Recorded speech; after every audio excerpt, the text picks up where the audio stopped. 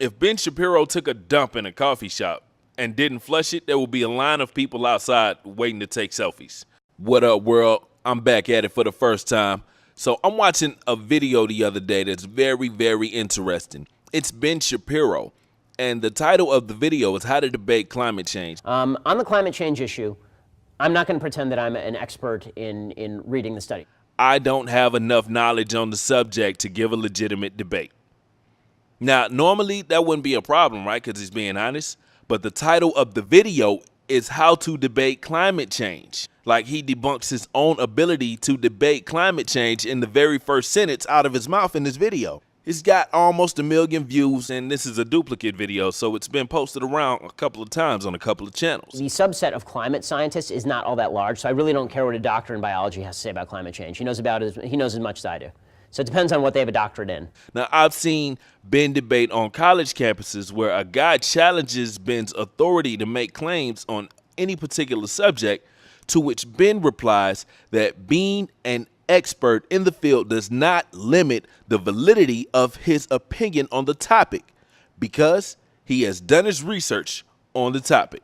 So here in this video, we see Ben completely reverse that argument for the sake of his own convenience and say that there are certain engineers that barely knows as much as he does about global warming, and their opinions are in no way valid because they are not experts of climate change. Really, Ben? What exactly is the real imminent threat to human life? I mean, the idea that the gradual rise of sea levels is going to kill hundreds of millions of people it's just fantasy. It's just fantasy. It's not going to kill. They act like the day after tomorrow is how global warming is going to be.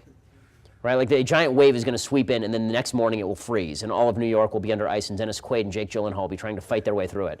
That's not how global warming is going to happen.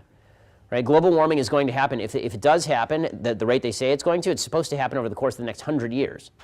So let's say, for the sake of argument, that all of the water levels around the world rise by let's say 5 feet over the next 100 years, say 10 feet by the next 100 years, and it puts all the low-lying areas on the coast underwater.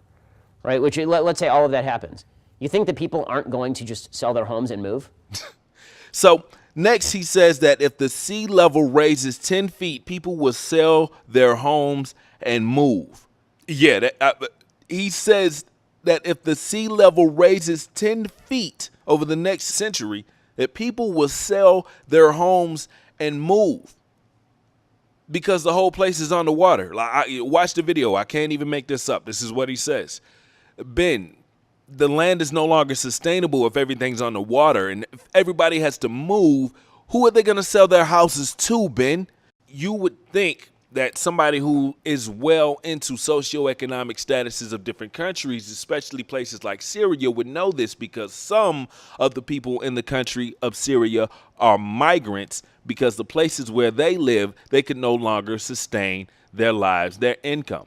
And some of those people who come from those places happen to be farmers. And the problem that those farmers were having is that the climate was not accurate for them to grow their crops. I'm not saying that's the entirety of the conflict in Syria by any means, but a very, very obvious portion of it is that the agricultural systems out there are not what they used to be. What exactly is the real imminent threat to human life? I mean, the idea that the gradual rise of sea levels is going to kill hundreds of millions of people it's just fantasy. If the sea level is raised 10 feet, that is representing huge agricultural changes around the entire planet. Not to mention thermal warming of the ocean.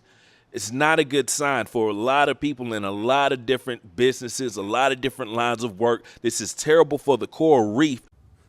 It's not like it's all going to happen at once. Like there's just a big tsunami that comes and wipes out everybody. So human beings have a way of adjusting. Human beings have a way of dealing with these things. And I have more faith in human beings to deal with the crucial move from Santa Monica to the San Fernando Valley than I do in okay, we're all going to stop using our cars, burning coal, and using electricity.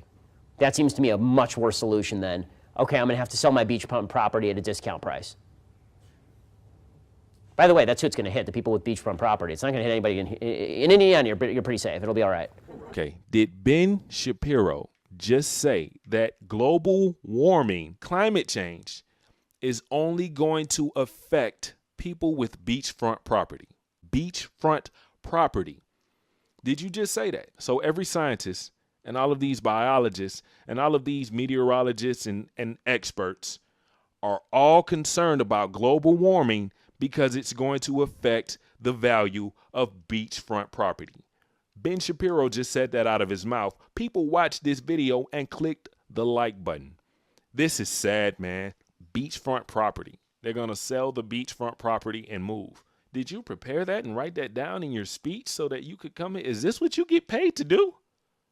How do you get a check for this? I do know that certain aspects that have been widely talked about have been debunked. The idea that the Arctic ice is disappearing is nonsense. The idea that the hockey stick graph is anything remotely resembling reality. The hockey stick graph shows over the last century, and it's too short a period of time to do climate change statistics like this. The Earth basically has not been warming for the last 15 years or so.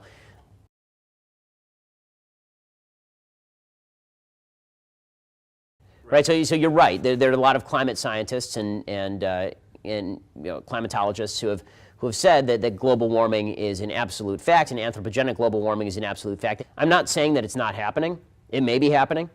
I'm happy to say that it may be happening. I may even be happy to say that it's probably happening. Global warming is not happening, and then he goes into, well, it could be happening. I'm not saying it's not happening because it might be happening. Let's say if it is happening, but it's not happening. So when you do that, then you have to go back to your very first statement, which was you don't have enough experience or have done enough research on this topic to make a legitimate debate. People are clicking the like button, so people are listening to this information, which is misinformation at best, and they're living by it because this is the great Ben Shapiro.